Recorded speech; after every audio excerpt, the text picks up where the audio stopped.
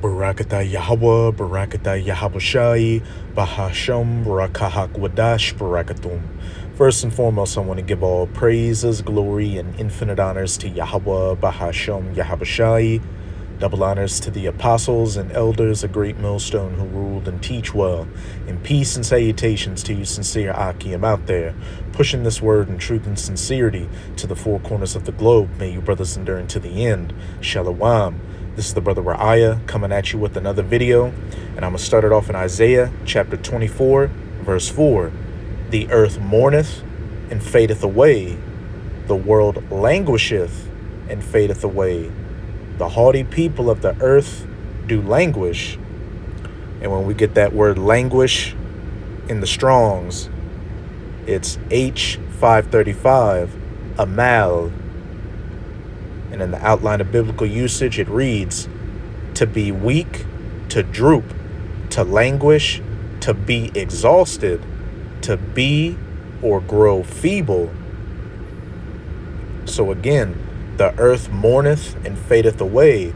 The world languisheth. It grows weak. It grows feeble. And the haughty people or the proud people of the earth, do grow weak and fade away as well. And let's see what the reason for that is. This is verse 5. The earth also is defiled under the inhabitants thereof, because they have transgressed the laws, changed the ordinance, and broken the everlasting covenant. The earth has become weak because the laws, statutes, and commandments of Yahweh Bahasham, Yahweh Shai, Salakia in the scriptures aren't being implemented, especially under the wicked, the biblical Edomites, or these so-called white people who do everything clean contrary to the laws, statutes, and commandments. And that's what I'll be going into in this video. And this is a clip from Redacted's YouTube channel titled, She's Exposing the Great Plant-Based Con, and It's Worse Than We Thought. And this is just going to, give a few, examples to show that Esau Edom isn't fit to rule. And he's what? Doing everything contrary to the laws, statutes, and commandments in the scriptures. Hence why the earth, the animals, and the people on it are languishing, suffering under his rulership. And I'm going to play about the first 5 minutes or so of this clip. And this is a fair use copyright disclaimer. I do not own any of the footage in this video, nor do I stand to gain from it monetarily. It is simply for educational purposes. One of my favorite books in recent years is called The Great Plant-Based Con by Jane Buxton. Why eating a plants-only diet won't improve your health or...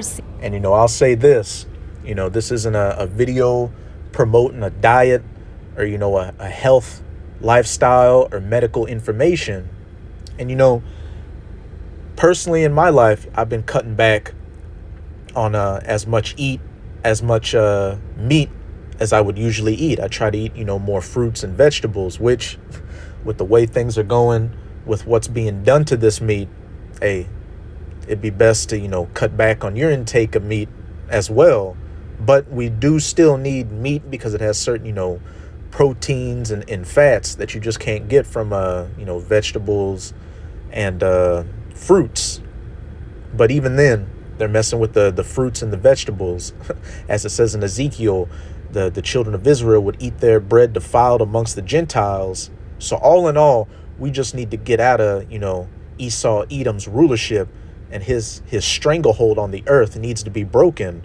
And the true rulers, the righteous rulers, the children of Israel who are going to govern this planet under the laws, statutes, and commandments need to be put back in power.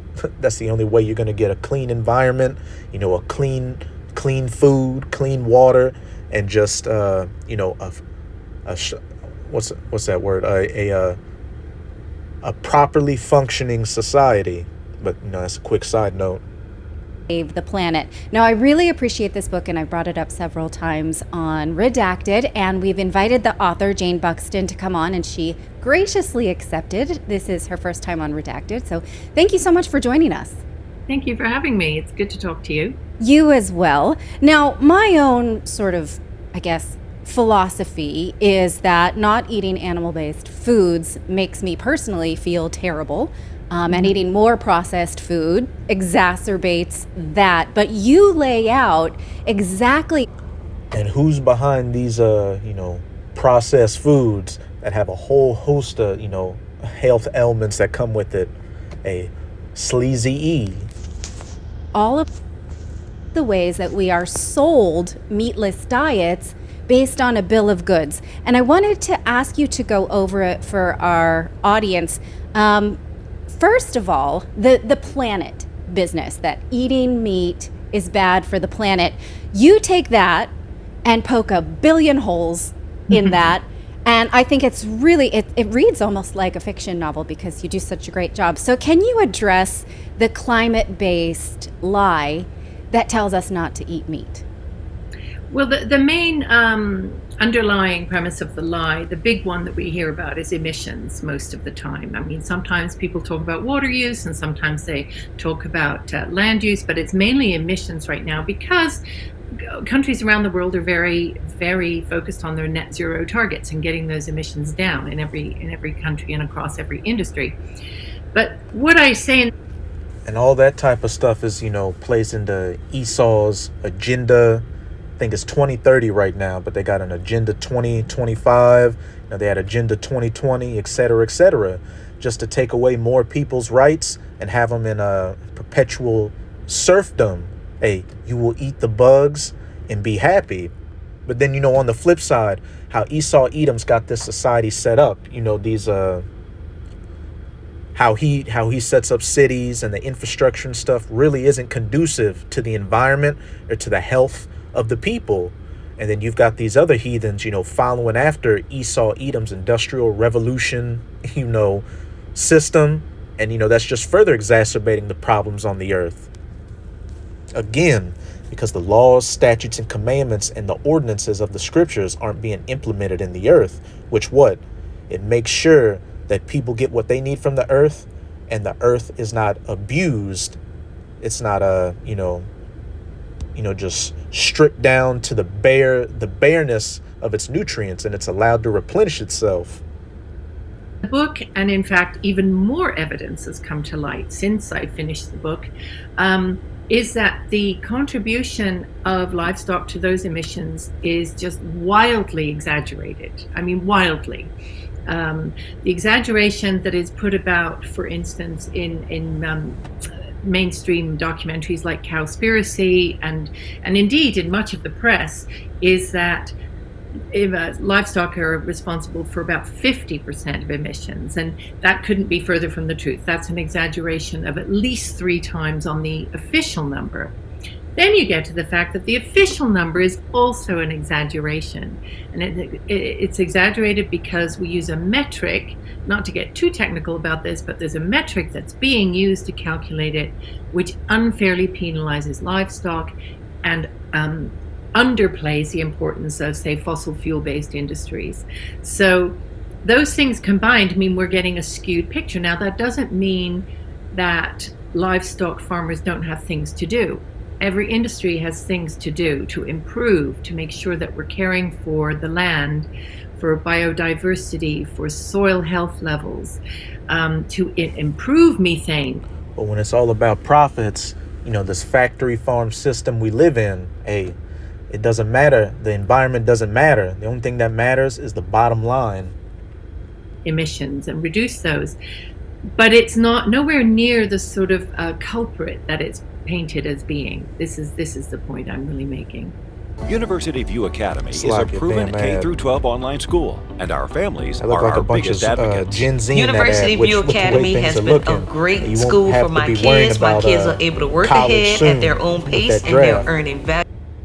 Right, but then you take a look at the planetary impact of monocrops, which are really the basis of plant-based diets. So for instance, seed oils or grains and things like that you have to bulk up on selling to the public. And that's a whole nother, topic in itself. These so-called vegetable oils and oils that are in a lot of these, in quotes, plant-based vegan products, which when you really look into that, A lot of that stuff is byproduct from, industrial, we'll just say, waste, which is just completely unhealthy and further ruins your diet.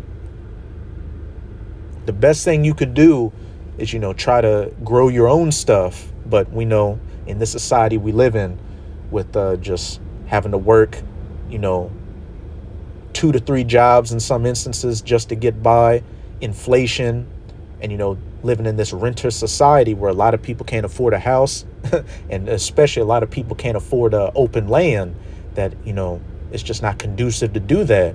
And then at the same time, you've got the government passing policies to make it illegal for people to grow their own gardens. You're labeled as an eco-terrorist if they are going to choose to not eat meat.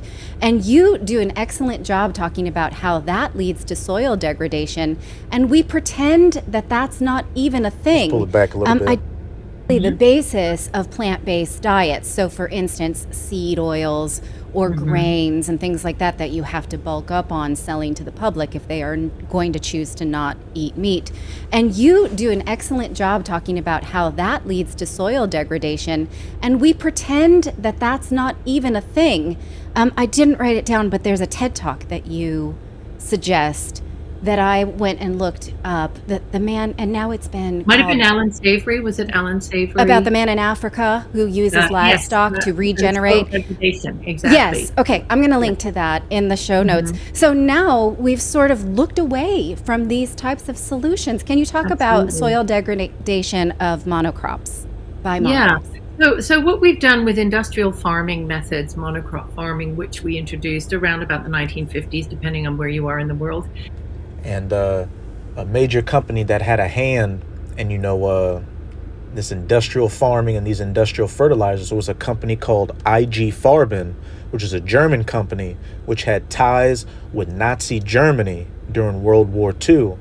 And when you look up a lot of things with the U.S., they imported a lot of those Third Reichers into the U.S. for governmental agencies, corporate agencies, et cetera, et cetera. Is we got Operation Paperclip, but that's another side, another side topic. Huge yields out of that, but in the process, we were slowly, gradually reducing the health of bring it back around about the 1950s, depending on where you are in the world. Is we got hugely yields out of that. But in the process, we were slowly, gradually reducing the health of the soil every year because of the use of external inputs, nitrogen fixing inputs, fossil fuel based fertilizers and pesticides and all. Why is that? To just constantly use the land to, produce, which in the law, you're supposed to till the ground for 6 years. Then on the 7th year, you give the land a Sabbath where you don't till it. You let it grow of itself. And then when that vegetation dies, it reoxidizes. It brings back nutrients to the land. So when you go to till it again, you've got that full nutrients back in whatever crop you're trying to produce. What's the problem with a lot of fruits and vegetables now? They're nutrient deficient, hence why people got to take supplements.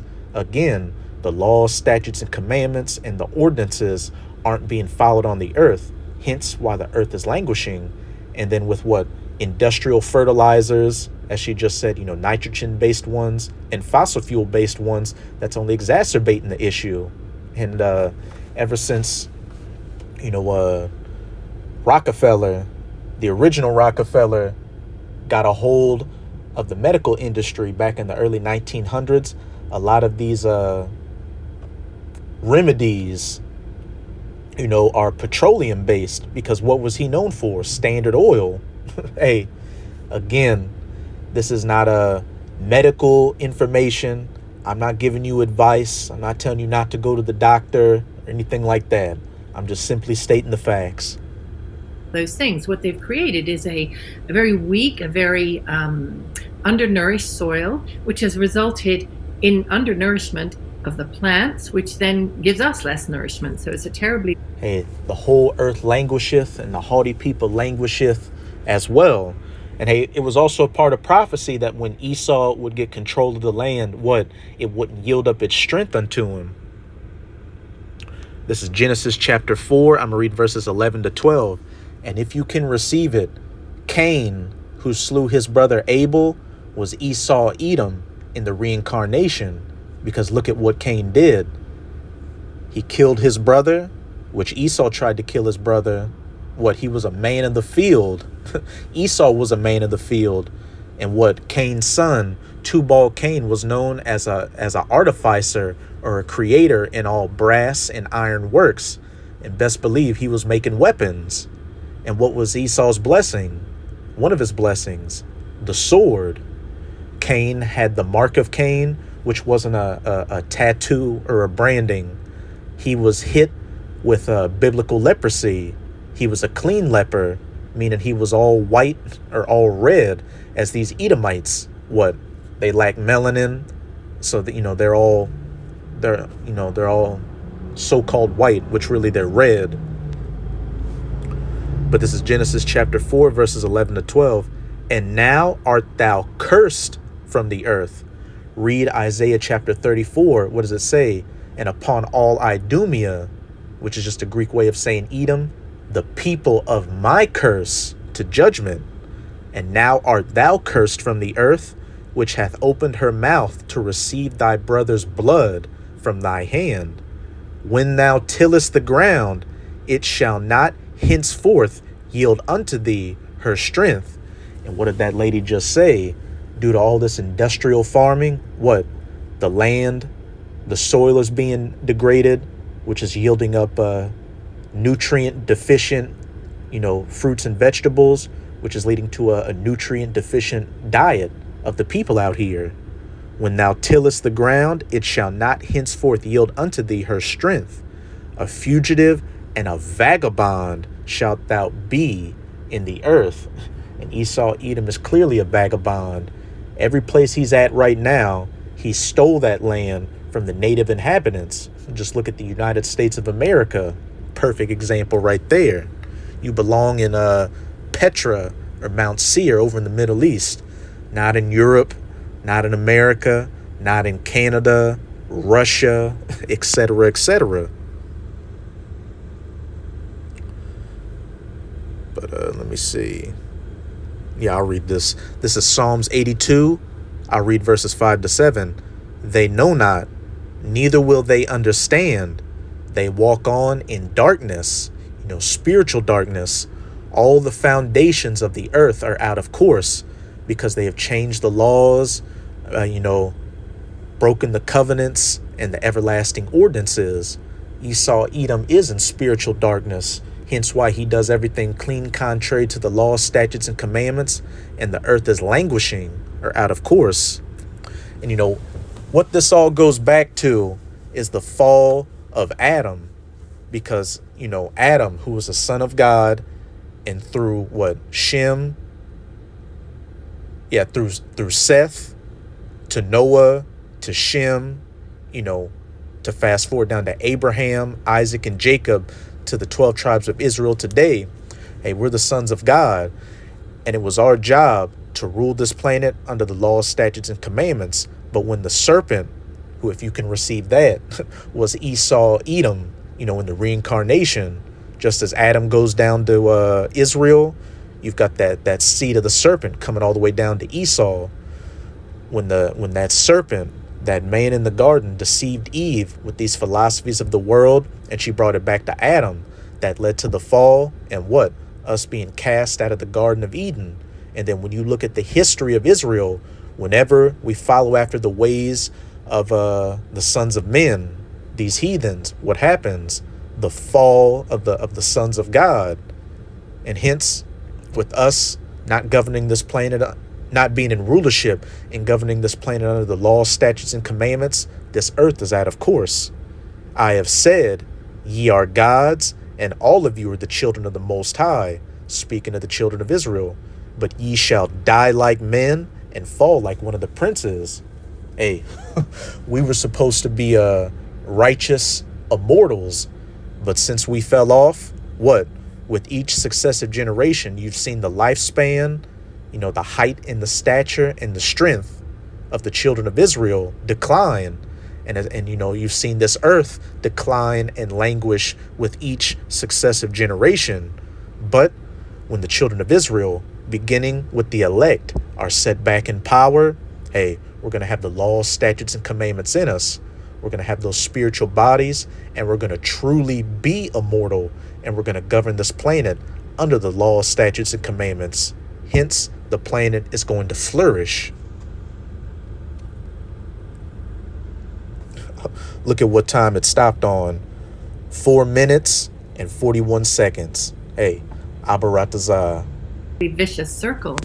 And you're right that we don't hear about this. Again, because as I said, net zero and carbon emissions has become the number one thing that people talk about. Is we've got tunnel vision on that, carbon tunnel vision. And that really started around about 2018, 19, I think, when we started to talk about net zero. And so we seem to be obsessed by that, and we're forgetting about this. And what also was a major event that happened from 2019 to 2021 that's led to a push towards what these Agenda 2025s, Agenda 2030s, that fourth industrial revolution, that great RESET, and you know what it is, that C0019er. Other huge catastrophe which is going on in the world, which is soil degradation and desertification, which is something that Alan Savory does talk about. Is that's when all your soil just simply becomes like dust and you have nothing growing there, and it blows away, and then you can't absorb water, and that's why you have floods, and the whole thing again is a vicious cycle. The whole earth is out of course because they walk in darkness. When thou goest to till the ground, it shall not yield up her strength unto you. So if we can reverse that desertification, we can do a whole lot for the planet. We can start to absorb more of that carbon. So we sort of solve two problems in one, as it were. And I would just love to see more focus on that and see more people putting their money behind that. Now, one of the things on Alan Savory's talk. And what's going to lead to that? This earth being governed under the children of Israel, under the laws, statutes, and commandments. These heathens, especially these Edomites, aren't going to come with a solution. If you ever notice, whenever they come with a solution, it creates 5 more problems. But that's it with this clip. Let's get back to these precepts. This is Proverbs 29 verse 2. When the righteous, the sons of God, the children of Israel, who are known as the so-called Negroes, Latinos, and Native Americans today, are in authority, the people rejoice, because the earth will be governed under the laws, statutes, and commandments. But when the wicked whom the earth has been given into the hands of in Job chapter 9 verse 24, the border of wickedness in Malachi 1 verse 4, Esau, Edom, beareth rule, the people mourn. And just look around at this society, and you cannot say that people are not mourning. Depression at an all-time high, drug and alcohol abuse at an all-time high, deletion rates the same, the environment is degraded on every levels, men and women hate each other, the list goes on and on. But as we see World War III approaching, as we see the MARKOFTHEBEAST in Revelation chapter 13, verses 16 to 18, which is the RFID/NFC C-hip implant approaching with what these CBDCs and digital cashless society. We see the children of Israel waking up and Esau, Edom being exposed. We know that we are at the end of this man's rulership, and what? The beginning of the eternal righteous rulership to come, the kingdom of heaven, the kingdom of Yasharallah, the kingdom of Israel, as it says in 2nd Ezra chapter 6. For Esau is the end of the world, or this current age, and Jacob is the beginning of it that followeth. And when the righteous are in authority, the people, not just the people, but existence itself is going to rejoice. But this is Romans chapter 8 verse 19. For the earnest expectation of the creature And a creature simply means creation. People are creation. So what? The earnest expectation of the creature of life waiteth for the manifestation of the sons of God. For the creature was made subject to vanity, not willingly, but by reason of him who hath subjected the same in hope. Hey, it was meant for Adam to go off. It was meant for us to have this fall. So what? We could become the perfect judges, the perfect gods, to see both good and evil, because Adam and his line, the Adamites, the sons of God, only knew good. But now with our fall all the way to today, we've seen what evil looks like and what doesn't work. And now that the elect are waking up and we see that this world needs to be governed under the law, statutes, and commandments, we're seeing what good would do. So what? We're balanced, able to become the best judges, because we can look at the matter, from the good and the evil aspect and give the right judgment on it. As it says, but by reason of him who have subjected the same in hope. We have hope that these scriptures that we believe, are going to come to pass, which we can clearly see that these prophecies are coming to pass. Verse 21, because the creature itself also shall be delivered from the bondage of corruption into the glorious liberty of the children of the Most High. The bondage of the corruption of this wicked world we're living in, where it's not followed under the law, statutes, and commandments. So what? It's languishing. The creation is going to be delivered from this wickedness into the righteousness of the law, statutes, and commandments under the children of Israel. And the children of Israel are going to be delivered from the bondage of the corruption of these defiled mortal bodies into those undefiled immortal bodies. Verse 22, for we know that the whole creation groaneth and travaileth in pain together until now. When the wicked beareth rule, the people mourn, and the earth is languishing and defiled under the wicked inhabitants thereof. So that's it with this video. And with this video, I hope you sincere, Akim and Akwath, were edified. Just keep strong. We are almost out of this final wicked captivity of the heathen nations, chiefly of the Edomites. And as always, I'm going to say Abad Babal, Kwam Yasharala, and until next time, Shalom.